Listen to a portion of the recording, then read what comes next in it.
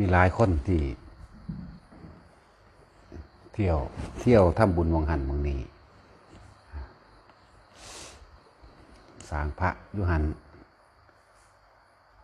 ได้ถวายท่านมหาศาลอยู่ตามสถานที่ต่างๆเยอะแยะมากมายแต่ว่าบ่รู้จักบุญเขาบ่ถึงพระธรรมแท้เขาบ่ถึงคำว่าพุทธศาสนาแท้ๆสร้างพระก็เป็นของดีอยู่อย่างหนึ่งก็เป็นของดีก็ดีมากนั่นแหละสร้างหนังสือถวายหลอดไฟถวายเทียนถวายกฐินหรือผ้าป่ายังก็แล้วแต่ก็ดีทั้งหมดนั่นแหละแต่ว่าบ่เข้าถึงบุญบ่เข้าถึงความสงบบ่เข้าถึงแก่นแท้ของศาสนาเพราะว่าทุกคนเที่ยวไปแสวงหาบุญทั้งสันทั้งสี่นั่นนะส่วนมากก็คือไปหาขอความร่ำรวยขอบุญขอบารมีอย่างต่างๆกับบ่ฮู้โดยบ่ฮู้ตัวเองได้ว่าบุญแท้ๆนั่นนะก็คือความสงบเย็นใจในเจ้าของเองความบ่กังวลความบ่เร่าร้อนความบ่ปรารถนาความบ่ขอเด้ถ้าไปทำท่านแลกของทำท่านเพิ่มทุกข์จังสิอันนี้แต่ว่าใส่คำว่าบุญใส่คำว่าบุญ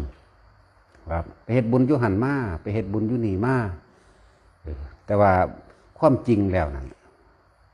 หลายๆคนไปขอนั่นมาขอนี่มาจากสถานที่นั้นๆขอจากพระพุทธรูปมั่งขอจากสิ่งศักดิ์สิทธิ์มั่งที่นี่ให้สำรวจตัวเองสร้างพระก็สร้างมามากแล้วสร้างศาลาก็สร้างมาหลายๆหม่องเพราะว่าสิเป็นกฐินผ้าป่าแต่ว่าแต่ของคือยังถูกอยู่นี่แหมแล้วก็ไปหวังฝากชีวิตฝากความหวังฝากความหวังกับผู้อื่นไว้ว่าหลวงพ่อองค์นั้นหลวงปู่หลวงตาองค์นั้นสิพาขึ้นสวรรค์อันนี้แหละคือความเข้าใจผิดแต่ละคนถึงบอกว่าบ่เข้าถึงแก่นศาสนาได้เลยยิ่งกว่านั้นเข้าไปอีกยังไปถือเลิกง่ามย่ามดีผีสางนั่งไม้เทวดาอินพรหมพญานาคพญาขุดของอย่างต่างๆที่เข้าใจว่าเขาสิดลบันดาลอันนั้นนี่ให้เจ้าของใดอันนี้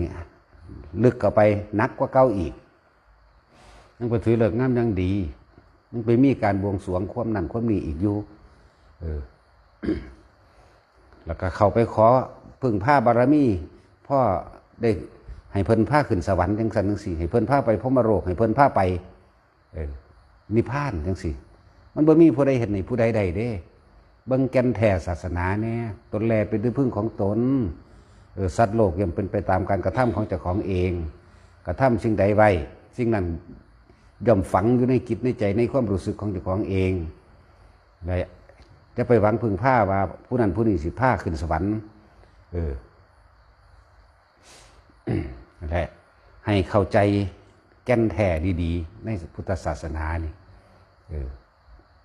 ว่าสันติเอินว่าทางเดินแห่งการดำเนินชีวิตการใช้ชีวิตอย่างผู้รู้บอกเอินว่าพุทธศาสนาหรือศาสนาพุทธผู้รู้ให้สำรวจเจ้าของเบิ่งเด้อสร้างพระกมาหลายวัดกฐินผ้าป่ากมาหลายหม่องได้พระประจำวันเกิดก็ได้พระพุทธรูปได้พระสงฆ์รูปพวกนั้นก็ได้มาหอยข้อลุงตุงนั่งอยู่เยอะแยะมากมายของดีของขังก็ว่าไปแม้กระทั่งได้พระธาตุได้พระธาตุพระอรหันต์ได้เกศาพระองค์นั่นได้พระธาตุพระอรหันต์ได้พระธาตุพระพุทธเจ้ามั่งก็ว่าไปคือบ่เบิ่งใจของเจ้าของให้มันดีเนี่ยคือมันยังถูกคือมันยังกังวลคือมันยังเร่าร้อนอยู่ดินะนี่ทั้งหากล่ะที่บ่รู้จักคำว่าบุญก็ไปหวังพึ่งผ้าว่าพระองค์นั้นสิพาไปสวรรค์นี่แหละคือความเข้าใจผิดบ่เข้าใจบ่คำว่าอัตหิอัตโนนาโถส่วนตนนั่นแหละที่เป็นที่พึ่งของเจ้าของเองหรือว่าจะเที่ยวไปขอนั่นขอนี่หลาย